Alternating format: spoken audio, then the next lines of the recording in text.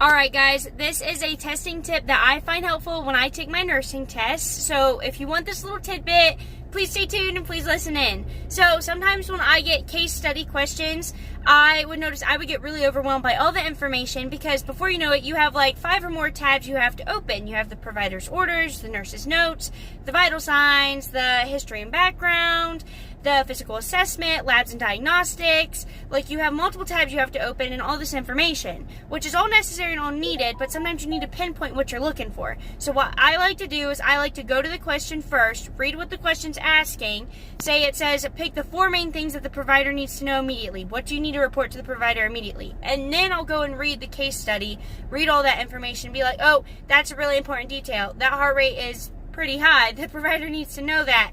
Oh, that pain level is pretty high. The provider needs to know that too. So then I pick out the main important stuff that the provider needs to know.